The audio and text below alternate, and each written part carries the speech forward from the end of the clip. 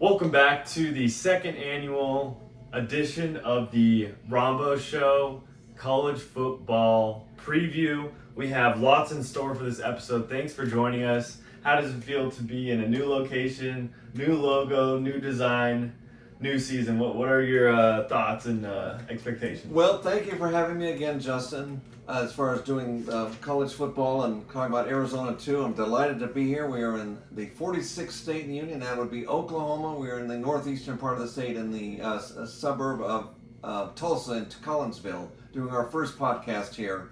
And I'm delighted to be here and going over the football schedule this season. So we're recording this Saturday the 16th. We are a week away from college football getting started with week 0, Kansas State, Iowa State leading off the season in Dublin. An 11 a.m. start. That'll be super exciting. But to start this second annual college football preview, we will go through each of the Big Four conferences, Power 4 conferences, and we will have some categories. So to get us started, the ACC. Obviously, last season there was some teams that came out of nowhere. SMU, one of those teams. A very disappointing season for Florida State last year. So, for the conference as a whole, who do you have as the player of the year in the ACC? Oh, I didn't have the player listed on that specifically as far as who the player was, but the Clemson quarterback.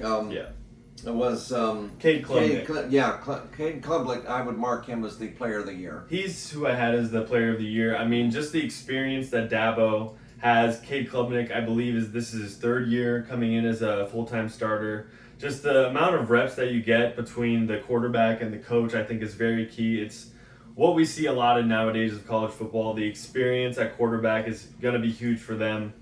A disappointing team, I think. It's going to be an interesting year, I think, for North Carolina and Bill Belichick. It's going from the NFL to college. It's a completely different game. We've seen coaches go from the college football to the NFL, and they struggle. So it'll be interesting to see how he can relate to these 18 to 22-year-olds. I think it'll be disappointing just because it is year one. And as we have seen, it takes coaches a couple years to get it rolling. We saw that last year, obviously, with Arizona.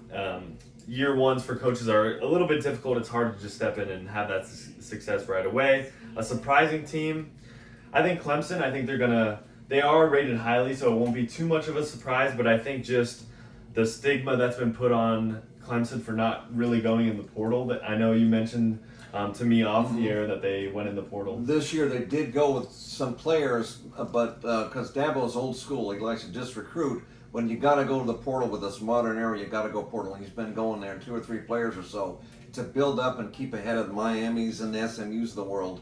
They got to go to the portal. So, he's done that. So he's getting a little different now, getting more modern era. Yeah, I think that's a huge part in this whole environment. We've seen the last 2 champions come out of the Big Ten, Ohio State and Michigan. And so they spent a lot of money, and that's kind of what you have to do nowadays to become a champion in this transfer portal NIL era. Lastly, looking at some of our favorite games, which we will look at in each conference. For the ACC, I think it's pretty much just who's Clemson going to play each week, and that's pretty much the biggest game. I have them playing SMU, Louisville, South Carolina. Those are going to be huge games. The South Carolina Clemson game last year, I believe, was one right down to the wire. So I think just Clemson, it's their conference, I think, to lose, and unless we see an SMU come out of nowhere and take that crown, or even Miami, they got another transfer portal quarterback we'll talk about later in Carson Beck. Any final thoughts on the ACC? Yeah. Miami, of course, went to the Pop-Tarts Bowl against Iowa State. No, they finished way high up, narrowly missed the playoffs, and of course SMU did get in, along with Clemson. So they got 2 bids. So those are the big 3 in the ACC: is Clemson, Miami, and SMU. And Georgia Tech, Haynes King, they had some good upsets against Florida State last year, so I think they're another team to watch as well.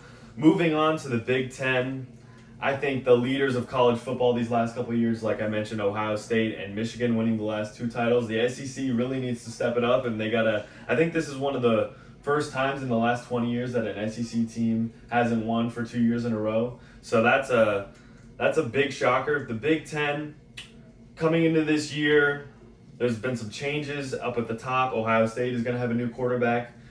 Julian Sayin has been listed as the week 1 starter. Oregon's going to have a new starting quarterback. I believe it's going to be Dante Moore.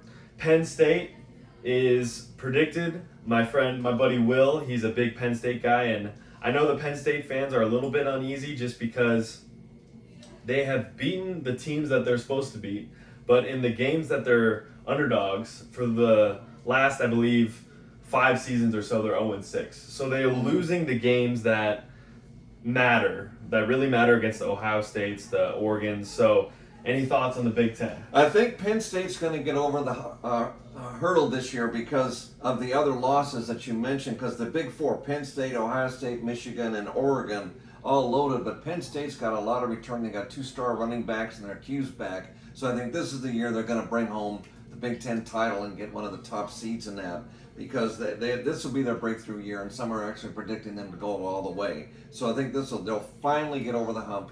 But of course, Michigan and Ohio State and Oregon are always really good, and so they'll probably all go to the playoffs too. But I think Penn State's going to win the Big Ten. I have Penn State winning the Big Ten as well. Another key element, I think, for Penn State, they were able to poach away Ohio State's defensive coordinator. I think Tim Knowles is his name, and they were able to take him away from Ohio State, so I think that'll be a huge get for them just because their offense is so loaded. Drew Aller, like you mentioned, he's been the starter there for, I believe this is his 3rd or 4th year being a full-time starter. Their 2 running backs are in the top 10 in yards all-time for Penn State, Nick Singleton and Katron Allen, and they're both seniors. They have a loaded class. That one recruiting class has been building each year. It was kind of like our recruiting class 2022 where we got Fafita and T-Mac. It's kind of like that where it's building and building, and once they're upperclassmen, they're ready to take that next step. I think this is the year that it all comes together. I have Penn State winning. Some quick hitters for the Big Ten. Player of the Year, Jeremiah Smith. We saw him last year for Ohio State, wide receiver. Had an unbelievable freshman year, had some great plays in the playoff that really helped them win it all. Obviously, this team we have some not so kind history with. Washington Huskies, I believe they will be a disappointing team in the Big Ten. I think the expectations are that Damon Williams, the quarterback for Washington, will take this next step up.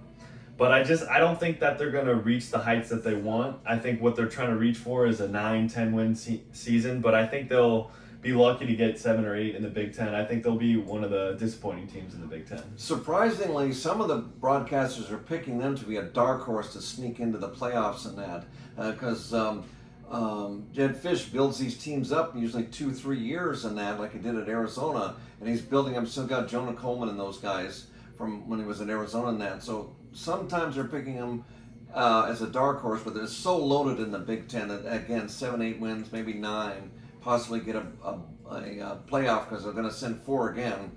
So maybe get like those one of the Bulls right in there behind the playoffs. But Washington, they got the good home field advantage in some of their games they played at home. They got a 20-game winning streak on the longest in the country after, I believe, Georgia, I think it is. So they're really tough to beat in Husky Stadium. So they could be a disappointment, but I think since Jed Fish has another year, he knows what he's doing, and he'll build them up. So I don't think they might make the playoffs, but it'll be a dark horse. Yeah. I think for on the surprise end of the Big Ten, I think Nebraska's got something brewing. Matt Rule, every stop that he goes previously in Baylor and Temple, that 3rd year is really when that coach pops, and that's his 3rd year at Nebraska. I think with Dylan Raiola, the Patrick Mahomes look-alike, and he really models his game after Patrick Mahomes. I think coming into his sophomore year, it's so hard for a true freshman to come in and have an impact. He started every single game, the only true freshman quarterback to start every single game in the regular season. I think he'll have a better year. I don't think they'll quite reach the heights that they are wanting to in the upcoming seasons, but I think they'll have a good showing for Nebraska. The other team I think that will have a good showing in the Big Ten is Illinois. I think Illinois is going to have a really good squad. Some favorite games, I mean, in the Big Ten, it's always the game, Ohio State, Michigan. Ohio State, even though they did win the national title, they did lose to Michigan. So losing to your rival and then winning the title is kind of a rare occurrence in the college football landscape. And then Oregon, Penn State, I think will be an amazing game, and Penn State, Ohio State will be another amazing game. That whiteout, the Penn State crowd. The whiteout is one of the best environments in the country. So if Penn State can win some of those key games, they have to get at least Oregon and Ohio State. They have to split. They can't lose both if they're going to want to. If they're going to make the playoffs. Yeah. So Yeah. I think they have to win at least one out of those two games. Any final thoughts on the Big Ten? Yes, Illinois is like the dark horse to maybe sneak into the playoffs like Indiana did last year. Illinois is, as a Brent Bielema's their coach, he had pretty good teams, and he's probably going to take them to the playoffs this year. That's a lot of people projecting that. And then SC had 9 one-score games last year. You know, they're usually pretty good, but again, the Big Ten is so rugged, they'll probably end up going to a bowl too in that. And Nebraska went to the Pinstripe Bowl. They hadn't been to a bowl in a while, so they'll definitely make a bowl this year. And that, so I wouldn't be surprised if we can get 8 or 9 Big Ten teams to go to bowls this year. Another thing that we'll get to in a little bit later in the show is, I think for a lot of these teams and a lot of these conferences, a lot of it comes down to just scheduling. What teams do you miss? What games do you have at home? And how many conference games? I know that's something that you were wanting to mention a little bit later in the podcast. We'll get to that shortly. Mm-hmm. Next up on the slate, the Drunk Uncle Conference, as I've heard. The Big 12 is called just because we think it's going to be up in the air. We could see anything happen. Last year, our arch nemesis rival, Arizona State, was predicted dead last. We didn't think they would do anything. But Kenny Dillingham and the squad just came out of nowhere, kept winning, and had kind of a magical run like we did in 2023, ended up winning the Big 12. And I think that this season, I think it'll just be a bloodbath. I think 8-4, 9-3 is going to be the conference champion, adding another game for that conference champion, so that maybe a 10-3 or a 9-4. But I think it'll just be the teams beating up on each other each week. There's going to be some massive upsets. There's going to be a Baylor upsetting somebody or lose. There's going to be Texas Tech's going to lose a game that they shouldn't. Arizona's probably going to get an upset. We'll get to their schedule at the end of this video. Stay tuned for that. So for the Big 12, what are your opening thoughts? Well, Texas Tech had really a good transfer portal, really good. And I'm not going to predict them to win the conference in that. I think they'll play ASU for the title, and I think Tech will win. It's kind of interesting. Those two were in the border conference, and they didn't play each other. But now they're going to get to play in the Big 12, and here they're going to be one of the 2 top teams in the Big 12. And I think Tech will take it in that. So there's so many teams. You know, BYU, K-State, Iowa State, Baylor, TCU. There's a whole host of them, and you really have to count all 16 teams because of what happened last year. Because usually it's like the Big 4, Big 5 teams, but in the Big 12, it's all of them. So you can't throw anybody off and dump them off the side of the road. They're all in there. So it makes it the most exciting conference in football history because anything goes, and it's just a matter of how they do it. They got 2 new coaches at West Virginia and UCF that used to be there. You know, they're called boomerang coaches. Rich Rod came back, and Scott Frost came back to UCF, and they can build them right back up. So usually discount the first year, like Lou Holtz always says, discount the first year, and like Kenny Dillingham did good the second year. See, you did good with Deion the second year. Hopefully Brendan can do the same at Arizona. A lot of people are counting on that. So give them a chance and see how well these teams do. So it is wide open.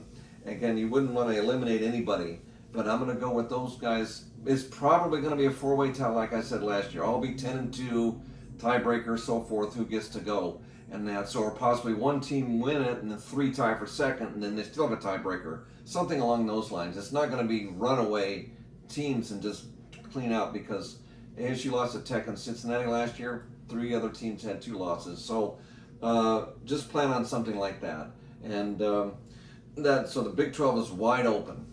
For me, I have Iowa State being the conference champion. I think Rocco Becht, he's one of my favorite quarterbacks. He does throw a lot of pick sixes in his career, but I think just the experience. I love their coach. Matt Campbell's the winningest coach in Iowa State history, has the best winning percentage. In terms of player of the year, I think it's really a toss-up between Avery Johnson, Kansas State. He's an electric athlete. Rocco Becht, as I mentioned, and Sam Levitt for Arizona State. I think all of them could fight for player of the year. If I had to pick out of those 3,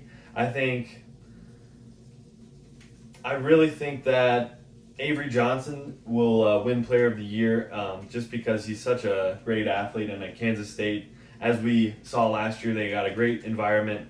In terms of a disappointing team, like I mentioned, I think Arizona State, another team. I know I'm a little biased in my disappointing team picks, but the reason I see it is to recreate that spark, to take them to the top again.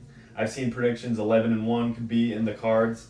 I think Cam Scadaboo was just such a spark plug for that team. He was the heart and soul of the squad. I think 11-1 is just too much for them. I could see 8-4, I could see 9-3, but I just don't see them going 11-1 or even undefeated. I think it's just out of the question. Yeah, because Cam Scadaboo was just one big solid muscle, like I pointed out, and scored like 75% of the points from him. So, I mean, they still got some good players, but he's just a rock, and it's hard to replace that. And ASU is still a good team. Coach Dillingham knows what he's doing, but right, 9-3, 8-4. They'll be upper division, go to a bowl for sure, maybe playoffs, get a tiebreaker, something like that. But without Cam, it's going to be not quite as the same. And some teams will beat him, but they still are good. Now, with the Big 12 pretty much being like kind of a semi-Pac-12 with some good teams as well, I think every game is pretty much a must-watch game. There's going to be a lot of exciting plays. One of the favorite games, I think, will be the rematch in the Big 12 Championship, ASU at Iowa State. I think that'll be a really fun matchup just to see those teams who have kind of kept a lot of their talent. They obviously had lost a couple guys, Iowa State losing their top 2 receivers and ASU losing their absolute stud in a player in Cam Scadaboo. Mm-hmm. Final thoughts on the Big 12? Well, it's going to start off with a bang right away. Farmageddon's going to be in Dublin this year in just a week from tonight with K-State and Iowa State. That's interesting to have a big-time rival game play in Dublin right at the beginning, conference game. So it's going to be good right away. I'm sure all the fans from those teams making a trip across the pond there to see the teams play is going to be quite a trip. So it's going to be a big game, get started right away. And both really good teams, and Avery Johnson and Rocco Beck will be the big guns there for both teams. And it'll be a good game because Kleinman and Matt Campbell are both really good coaches.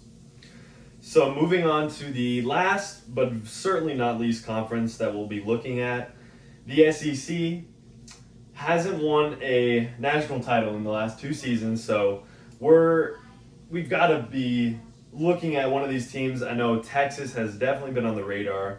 Arch Manning, this is his opportunity. This is his chance. He started only a handful of games because he's been sitting behind Quinn Ewers. This is his time to step in. Obviously, as you guys know, if you don't know, his uncle, Eli, and Peyton Manning, absolute NFL legends.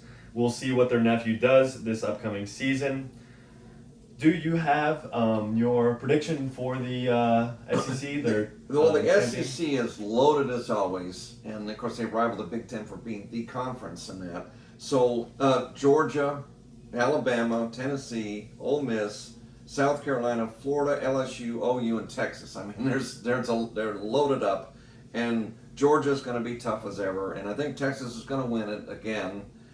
But again, they're probably going to get 4 teams. And Florida's really hot because last year we predicted 5-7 and they went 8-5, and they could be sneak into the playoffs too because Napier knows what he's doing there in Gainesville and that. And so we underestimated them last year when we made the predictions, and they got hot and beat LSU and Ole Miss and them at the end and won their bowl. Ended up 8-5, so they surprised everybody. And I think they'll continue to surge there in Gainesville and possibly get in the playoffs.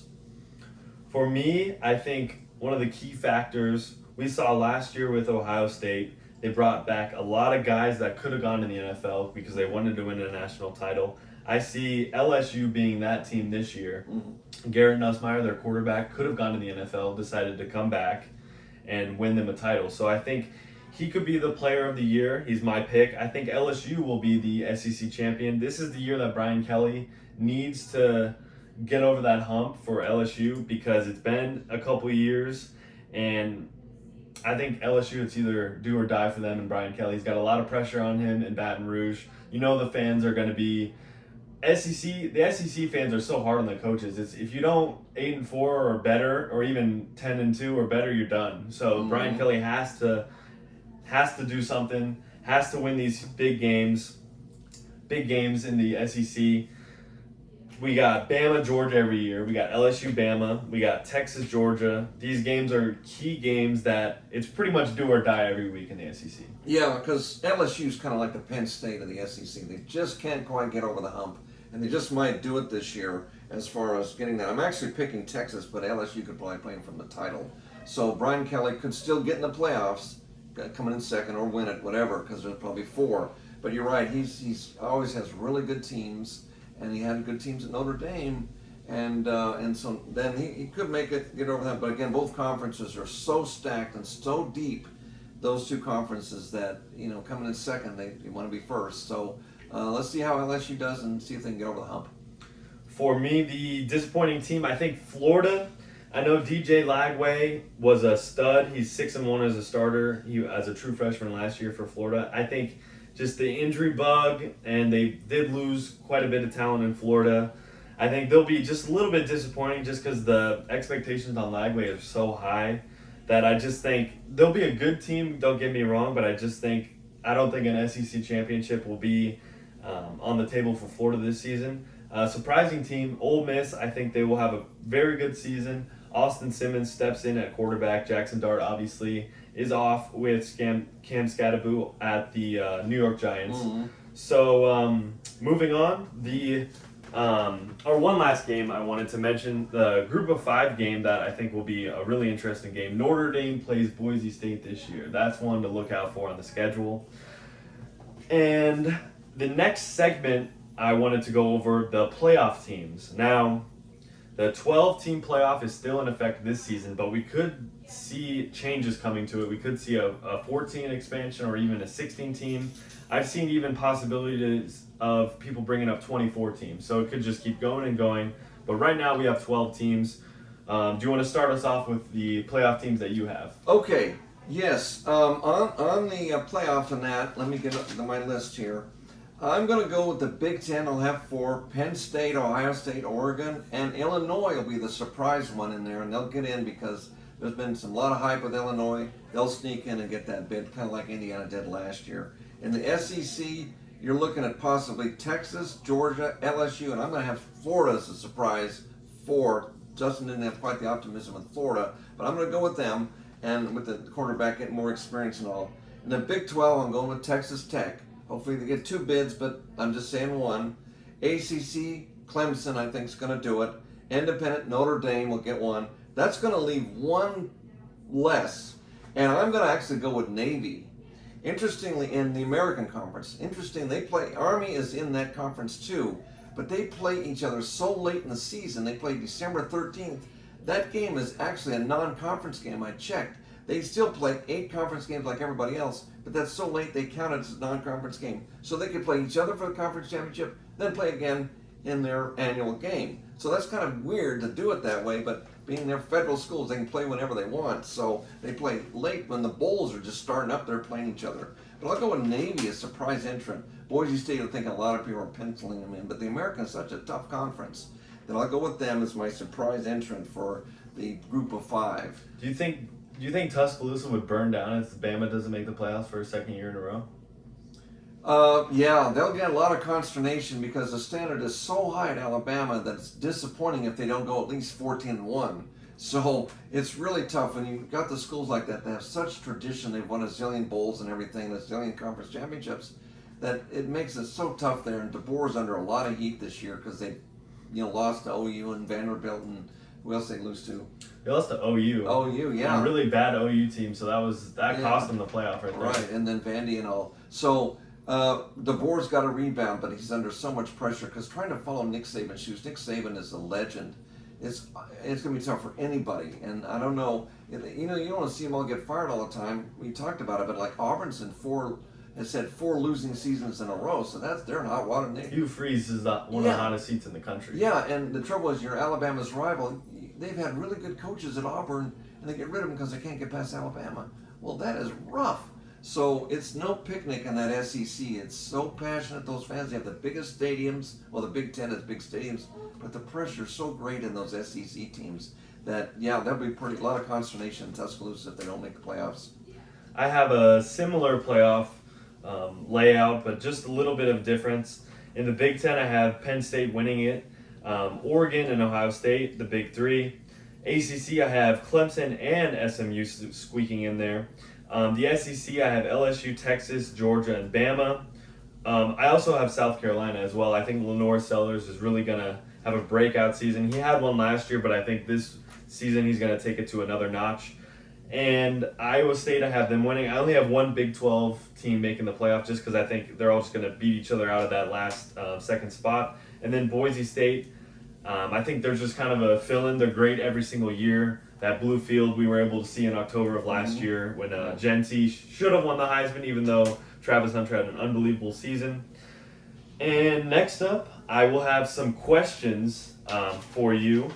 Some rapid-fire questions. First question, who is your favorite player in a new place this upcoming season? Carson Beck. Go from Georgia to Miami. So put on a real show down there in South Beach and all. But that was one that I noticed right away.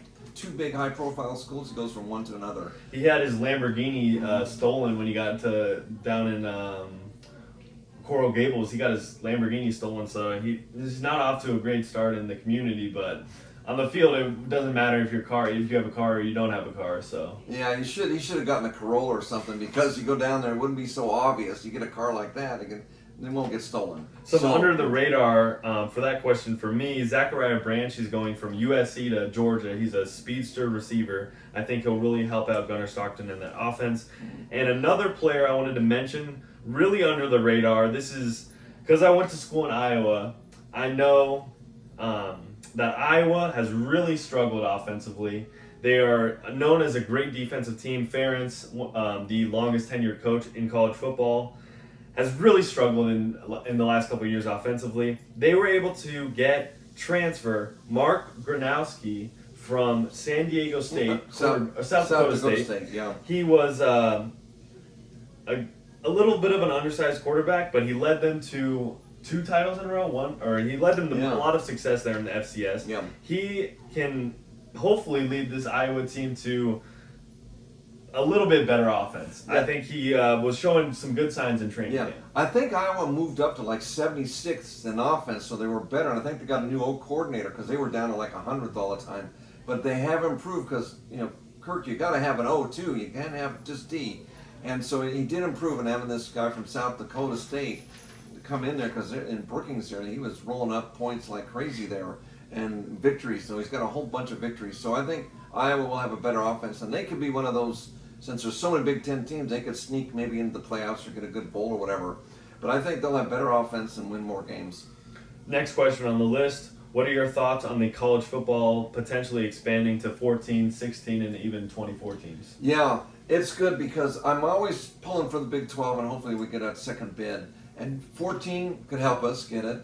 And these teams that miss out, Miami and Alabama and BYU that should have gone and that are complained they should have gone, would have gotten if we had 16 teams. And 14, a couple of them would have gone, but they really could expand it and then less complaints in that and get maybe a third team in the Big 12 or ACC. The ACC got 2 last year, and maybe a couple of group of 5. There was recently today, I just saw that 24 to 28 teams could make it until then. Everybody's going to go. You're talking 7 teams from the SEC and 7 from the AC or whatever the Big Ten and then possibly like 4 or 5 from the Big 12 and the ACC. So I mean that really is watered down. So, but to have that many, you wonder who can get all the bowls because there's still all those bowls left. Will they have enough teams to fill those up? And unless they make some of those bowls the playoffs, something like that. But that's kind of excessive to go with 28 teams, and nobody would feel like they got stiffed. But 16 would probably max it out, but 28's a little excessive because that's just these conferences want to get so many bids. It's money when you have that many teams. You really don't need that many. But if they go with that way, I'll go with the flow and more teams will get playoffs that didn't get it before. So it's sure better than the controversial BCS era when they had 2 teams and had controversy every year about that when they had 2 teams and everybody was upset. But this way, 16 would be good. But 24, if they go with it, go with it. I would like to see it be either 12 or 14 just because I think the regular season needs to matter in college football. looking at like college basketball, the regular season doesn't really matter too much just because so many teams get into the tournament. But with college football, you want to have those November games matter when a team goes on the road and is able to pull off an upset. You want those Vanderbilt beating Alabama. You want that Oklahoma beating Alabama to matter. You don't want to just go 9-3 and think you're able to make it. You want to have to go 10-2 to make it. So I just want to see it be 12, 14, maybe 16, but I just want to keep it down. I don't want it to go up in the 24s, 28s, like you mentioned. Yeah, I'm with you. I'm with you on that. Next question on the list. Does Mike Gundy get fired if they're last again in the Big 12? Well, I always like to stick up for the coaches. He's one of the longest tenured coaches in there, like 21 years or so. Curtin Francis, 27. But I don't want to see him get fired. But unfortunately, with the pressure to win, and if he comes in last again, he might get canned. He's been a good coach. They've had good teams every year. And I think it's just a speed bump last year. I think there'll be an improvement, even though people are predicting him low. They're predicted last. In his 20 years, he only missed a bowl game his first year and last year. So. Yeah, so it just maybe just a bad string of players. He's got to go find some new players in that transfer portal and rebuild, because teams can rebuild in one season. But hopefully he doesn't get fired.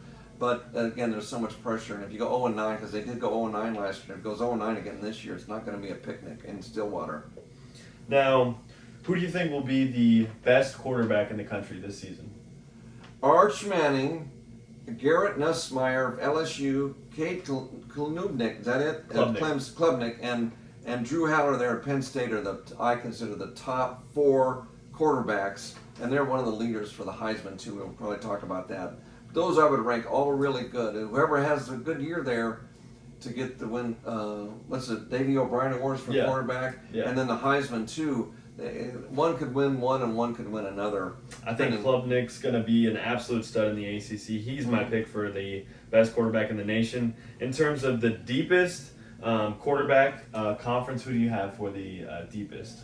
Oh, the deepest was the SEC in that, because there was a lot of quarterbacks with, let's see, they had North Sellers, South Carolina, and Lagway at Florida we talked about, and Gunnar Stockton there at Georgia. So they are really deep in the SEC. Again, I don't want to discount the other conferences, but I think they're stacked up pretty heavy in the SEC country. I think they have a lot of the best high-end talent. I think in terms of just being solid all the way throughout, I think the Big 12 is another great conference.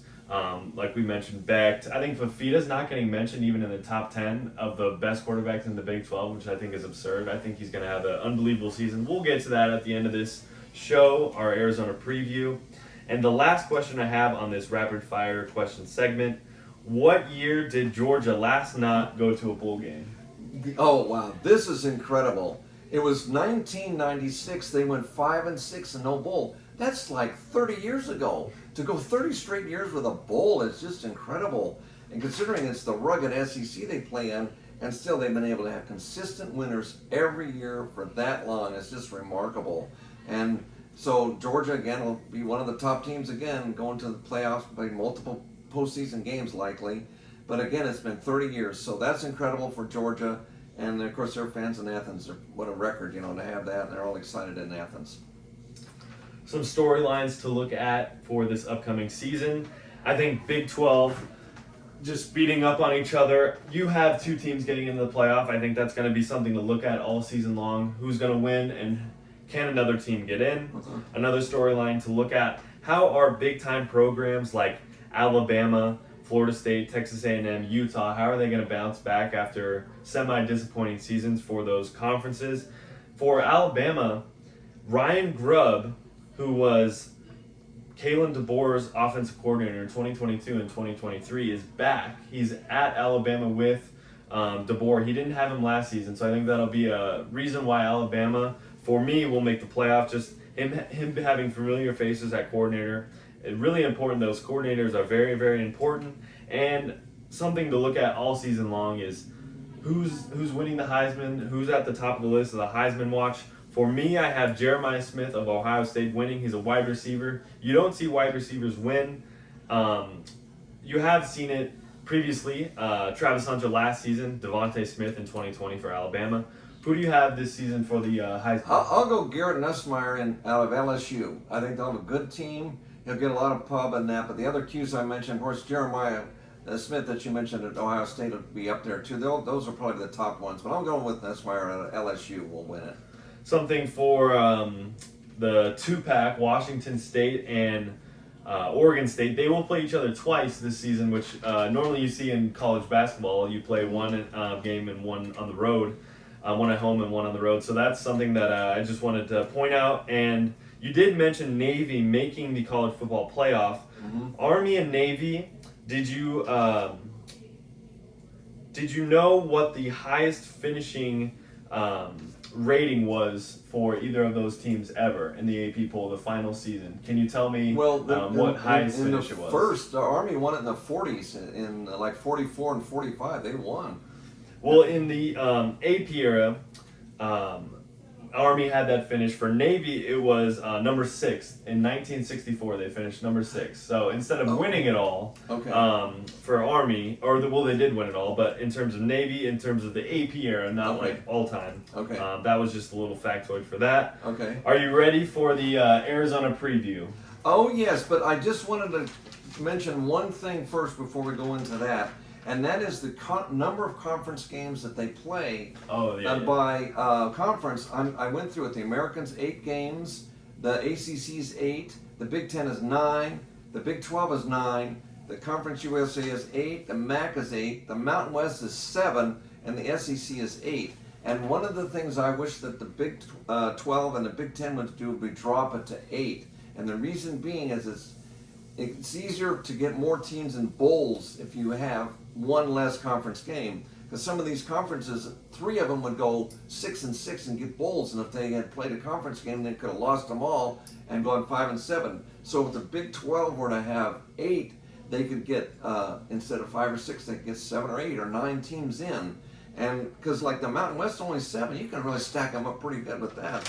And like the ACC is only 8, they get a lot, and the SEC is still 8. And they've been doing this for years, because back in the old days, when I was, they used to play 6 conference games and they had 10 teams.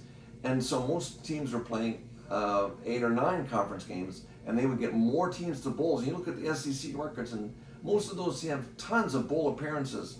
So it's money in the bank, and I think that the Big 12 needs to take a cue from the ACC or the SEC and play one less conference game to get more bowls, because you don't have to play 9. And even though we'd love to go to travel to these places, Cincinnati and West Virginia and stuff, if you have to sacrifice a game like that and load up with somebody else and get a bowl that can help out these teams, and I really think they need to consider that and only play 8, because and get more money for the conference like the SEC's been doing for years.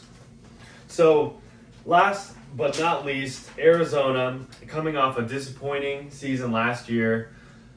We are looking at this season with a new coordinator offensively and a new coordinator defensively. Before we get into our preview, I had a question that I wanted to ask since I was going to have you on the podcast. What has been your favorite all-time Arizona game that you have been to? It was in 1982, and it was the greatest victory in the history of the city of Tucson, the 250-year history of that city. They were playing ASU, and ASU was headed to the Rose Bowl. Non-refundable tickets, they were on their way, and they just had to stop in Tucson. And it was an ambush. Darryl Rogers was their coach, and the U of A ambushed him, beat him 28-18, and at one point had a 26-0 lead. And what happened was, U of A studied the Washington game, because ASU lost to Washington a week earlier, and they kept all their linemen and running backs back and just took one receiver out, because the ASU was blitzing all the time, and U of A would throw it to that one receiver and go all the way. And so they got this big lead, and ASU underestimated us, which they always do, and we had lost to them 15 times in 17 years, and we knocked them out of the Rose Bowl, and UCLA got to go in instead. And they caught them off guard, and Darryl Rogers says it was an ambush down there. So it was the greatest victory in the history of the school, and I went to that game, and I couldn't believe it. I sat over with my parents because I was a student at the time, and I had a free ticket to get over there, and so my friend sat in the student section. I just could not believe we got 2 safeties on them. We ran in and tackled their ASU running back twice in the end zone, so it wasn't a botched punt or something. We tackled them. So in the crowd went completely nutty, and they tore the goalpost down. It's the first time I've ever seen them tear the goalpost down. So that was the biggest victory. And of course, this is my 59th season I've been going to games, and so I've been there, done that, seen it all, and that. So, but that was really exciting. We didn't get a bowl because we were only 5-4-1 at the time, and they didn't think we'd go, so that they didn't invite us. But we got a lot of pub going into next year, and they thought, boy, Arizona's really good. We got on the radar screen real fast. If we could kind of recreate that 43 years later this season, that would be pretty special because ASU has hopes of going to the Big 12 championship. So if we can knock them out at the end of this season, that would be really fun. Mm-hmm. Some storylines I think to look at for this season. How good can Ismail Mahdi in the running back room be? We know Fafita is going to light it up offensively. He doesn't have T-Mac this season. Mm-hmm. Obviously, T-Mac is out in the NFL now, Carolina. So we'll see with Fafita and our new offense coordinator what they can do.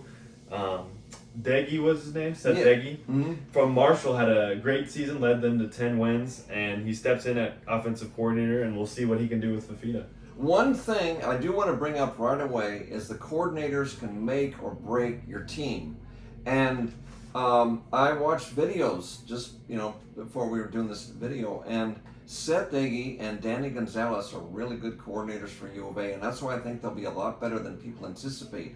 Deggy led Marshall to a Sun Belt championship. He knows his stuff. He's had some really good offenses. He does it all, and that's why Brett Brennan brought him in. He's got to have an O coordinator. But this Danny Gonzalez is very impressive. I've been watching. You got to watch a video of this guy. I was watching it on a Sunday morning, and I was so jacked up. I could have worked all day Sunday. I was listening. This guy's a motivator. And so he probably got his defenses motivated. And I did some digging on him. And at San Diego State in New Mexico was the D coordinator. And they had really good defenses when he was there. And the years before he was each school and years after, they weren't near as good. So he is a very good defensive coordinator. And that's why I think Arizona is going to be good this year. Most people are predicting him way down the drain, 2-10 and 0-9 and all these type predictions. But we just found out today, just popped up, the 50 best teams, they list Arizona in there. One of the 10 teams they list in the Big 12. So something's happened. People are checking these coordinators out. And so Arizona could be that surprise team that's kind of popping up on the radar screen. And these coordinators are good. Fafita's got the most receivers he's had to work with. And that even though he doesn't have his buddy T-Mac, he's really optimistic about the team as far as throwing. He's got 3 running backs. Ismail Mahdi, I guess that it. Kendrick Rossano and Quincy Craig are all really good running backs. And so they beefed up the line on both O and D because we had trouble with the line last year. We lost so many players. They beefed it up. So they're doing like ASU did. They got 53 new players, stacked up what they needed. And that's why I think they can have a successful season because of the coordinators make or break.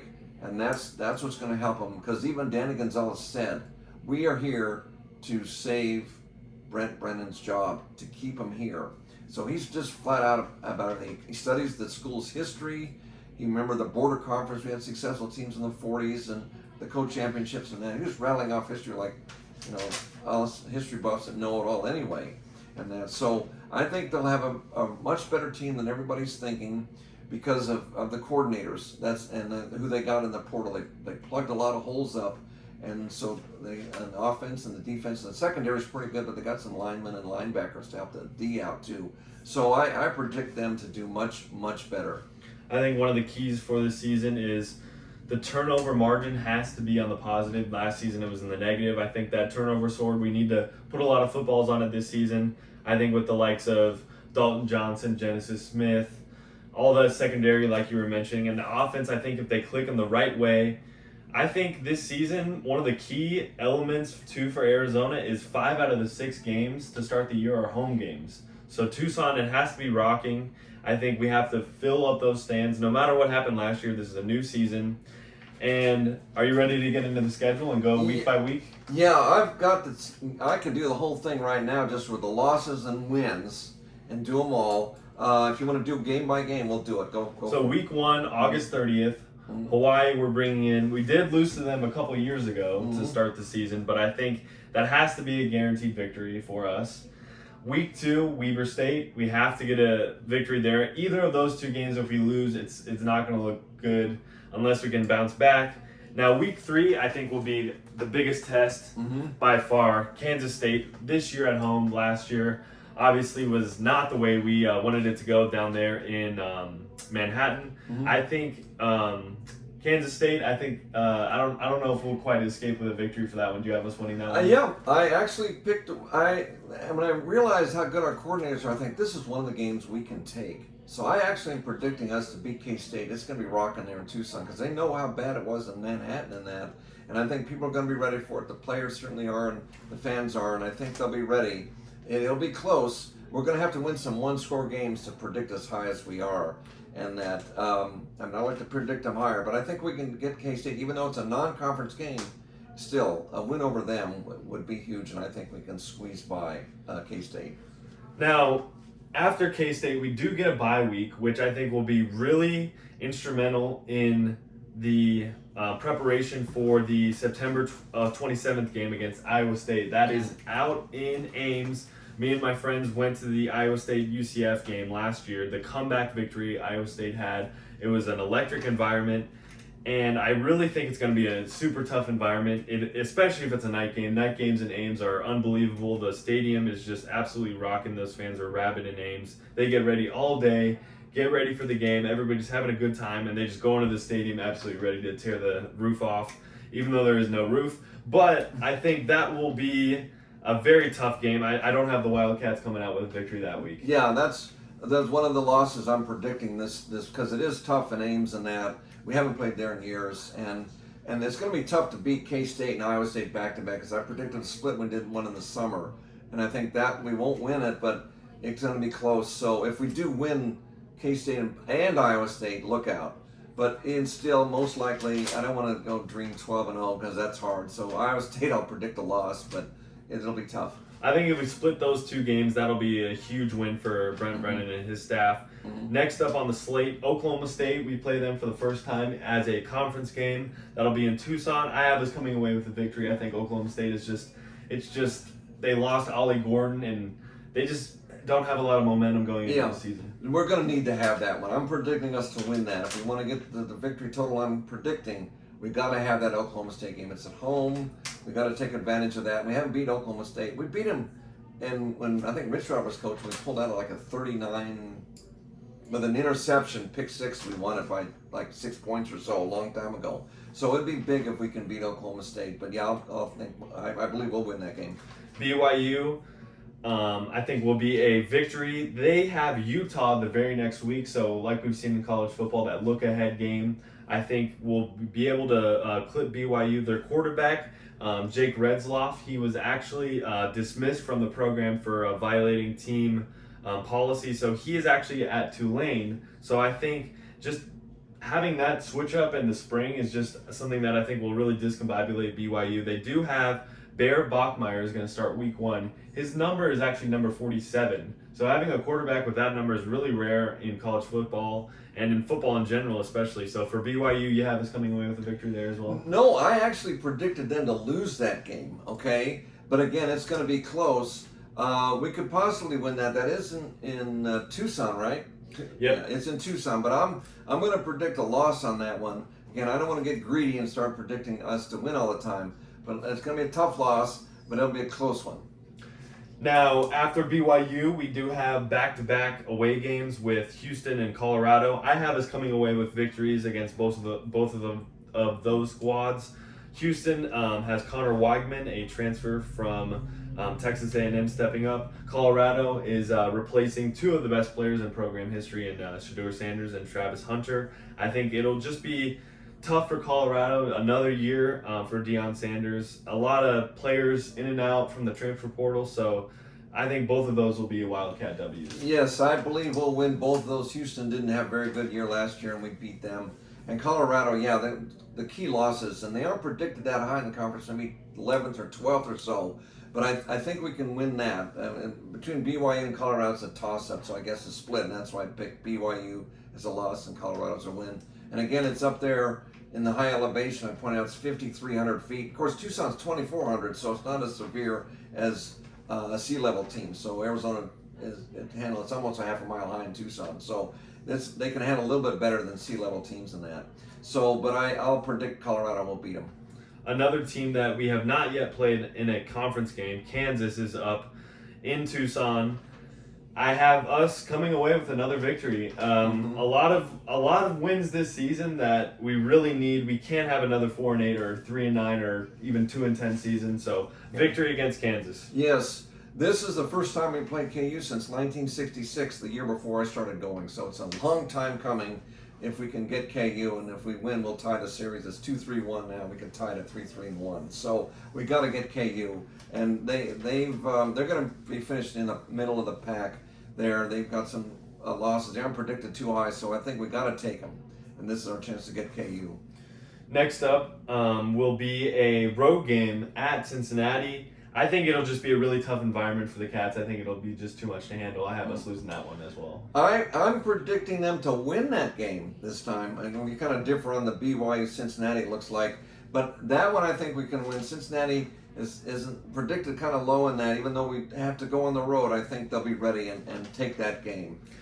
I do have us actually losing the last 3 games of the season. So at home against Baylor and then at ASU, I have us losing that. So I do have us winning quite a bit in the middle of the schedule, but I did have us losing the last 2. What do you have? Yeah, for the I last 2 had games? Baylor and ASU we'd lose, so it looks like we're both going 8-4, and just one difference with. I'm going 7-5. Oh, you're going? Because I think we'll lose to Kansas State too. Okay, State, yeah. So 7-5, 8-4. But Baylor, it's in November, and the U of A has traditionally pulled off a big upset in November. I refer to them as a November ambush. And they could ambush Baylor. Baylor rolled 6 victories and finished the game out of first place, and they're going to be ranked. They're ranked like 25th, so that could be a potential November ambush, and that would put us higher in the bowl situation. I don't think, since we're predicting 5-4 or something like that in the conference, most likely a mid-level bowl. I'm predicting we'll go to the LA Bowl with our record at 8-4 and get a trip out to LA, and it's near LAX there. It's where the Rams and the Chargers play. SoFi. At SoFi Stadium, and they play a Mountain West team. So that's what I'm predicting we'll make the LA Bowl. I predicted that several times that we can get that bowl, so hopefully we can finally get there. This is the last year that we get to go to those Pac-12 bowls: Alamo, Holiday, Independence, Las Vegas Sun, or LA. So I figure it's going to be LA this time. But we'll do better than what people are thinking because of our coordinators. Those guys are really good, and that's why I'm going a little higher. I went 6-6 like a month ago when we did the predictions, but I thought, wait a minute, this Danny Gonzalez and Seth Dagey, those guys are good. You got to check videos of those guys. They know their stuff, and all you fans from Tucson, then check them out. And now we even are in the top 50, which 2 weeks ago we were like 74th. So maybe some people are watching those videos and mark us up in the top 10 teams in the Big 12. So we should finish 9th or 8th or maybe 7th and squeeze a bowl like I mentioned. They're so stacked up there, it's hard to get in the top 4. If we do go 10-2 and win a couple of those that we were going to lose, like Iowa State or BYU or whatever, we could tie for the title and get maybe a tiebreaker to get the playoff. But we'd have to win 2 more games to do that. So again, 8-4. I don't want to go too high, but I think we can do better than what most people are predicting because of our coordinators. I think for Brent Brennan to keep his job, I think he has to improve. He can't go worse than he did last year. I think he has to at least get to a bowl game. I know that it took him a little while to get success at San Jose State, but being in the Big 12, being in a Power 4 conference, you have to have success rather quickly than expected. So I think 7-5 and 8-4 is reasonable. I don't really know if we'll be able to quite have a 10-win season just yet in Tucson. Any last minute additions? One thing is we don't play Texas Tech, TCU, Utah, West Virginia, and UCF. So by our misses too, we kind of miss, like Tech they're really good and we miss them. And TCU, we played them in Fort Worth last year. They're going to be good. They're up there with like Baylor and that, usually just right outside the top 25. We missed them. Utah, some people are predicting them low, but some are predicting them way up there to be the Cinderella team this year. And West Virginia, of course, with Richrod there, and he could build up quick. And then I mentioned Scott Frost at UCF. Give him another year, but they could be good right away. So the misses sometimes are a big thing, like the Big Ten teams miss certainly, and the SEC who they miss and things like that. Now we have these huge conferences, so we all have a lot of misses, and that determines who goes is who you miss. Now, this segment we had a lot of fun with last year. This will be our closing segment for the second annual college football preview. Now, last year we got some slack for predicting Colorado to be worse than they were, but we're not going to predict them again this year. We have 4 teams that we're going to ask the question, how many games will blank win? Now, first off, Clemson, I have them going 11-1 and reaching the Final Four of the college football playoff. What about you? Oh, that's really good because Dabo Swinney, he's quite a coach, and I predict them. I wouldn't be surprised if they go 11-1, win the ACC, and you have to advance to that because they would get a high seed. If they get a 4, they'll be in the Final 8 automatically. All I got is win 1 game to make it to the Final Four. I wouldn't be surprised that. I would agree to that. They could make it to the Final Four. Dabo always knows what he's doing. How many games will Tennessee win this year? Oh, wow. They went to the playoffs last year, but they had a lot of graduation losses in that. And a lot of people are only predicting like 6-6, like in the middle of the SEC. Again, it's a brutal conference. And so, I don't want to get a lot of flack from everybody from Knoxville, but it's so tough. But probably 6-6. I have the same 6-6 for them. Nico Iamaleava was their quarterback. He transferred in the spring to UCLA, and the UCLA quarterback transferred to Tennessee. So they kind of did a little bit of an uneven trade because Nico is one of the best quarterbacks in the country. Second to last team on the slate, our buddy Alex. He loves the Wisconsin Badgers. Unfortunately, they have an absolutely rough schedule. How many games do you think they will be able to scrape by this season in the Big Ten? Alex, we love you, okay? And we know you pull for Wisconsin and you love Green Bay and all those teams back there and that. But they are predicted to be favored only 3 times. And it's brutal schedule. They've got road games. Oh, it's just brutal.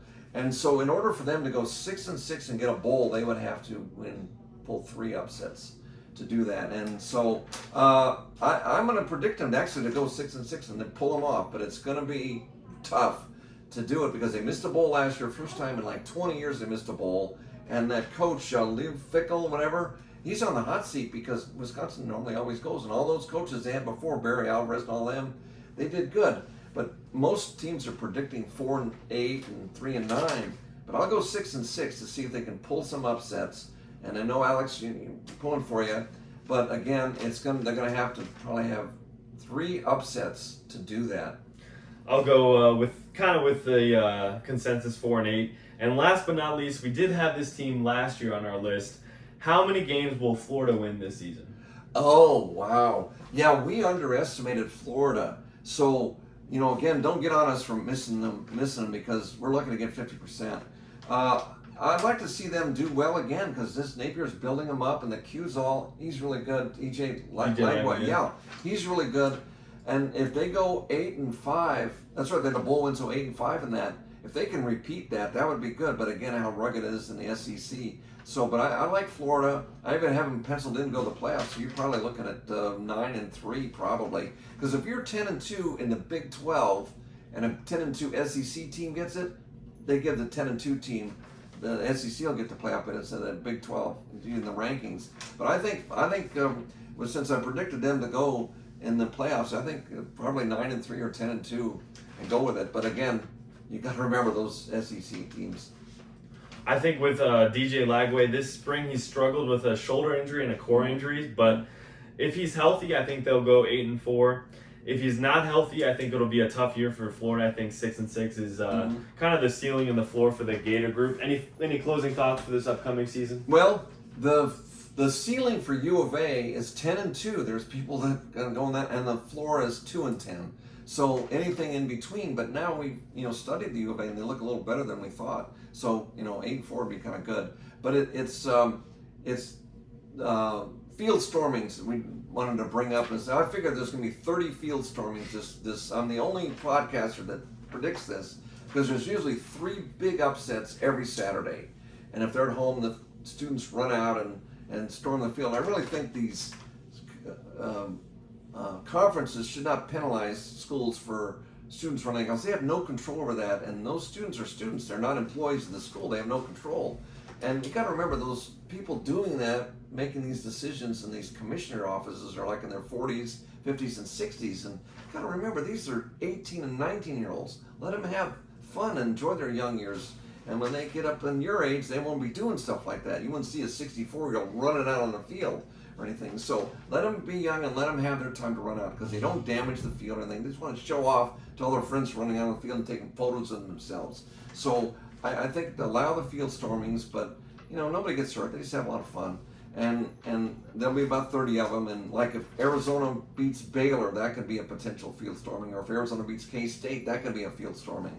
So, and your favorite teams, you've got several big games, and you could have those too. But I just wanted to bring that up. That I think let the young people be young, because when they graduate when they're 22, 23, they got to really, they go on interviews, they got to act real mature then. So when they're 18 and 19, cut them a little slack and that, and don't penalize them, because come on, they're young.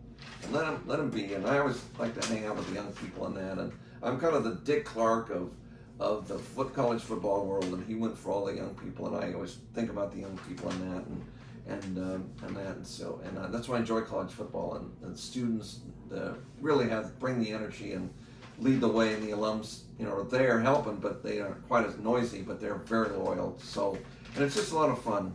It's the best sport in the world, I think. Yeah, and you don't have to be an alum, because a lot of schools, a majority of the fans are not alums. That if you're in a city and that's their team, they'll pull for them because they're in that city when they move there, so they don't have to be an alum or anything. I followed the team before I was an alum.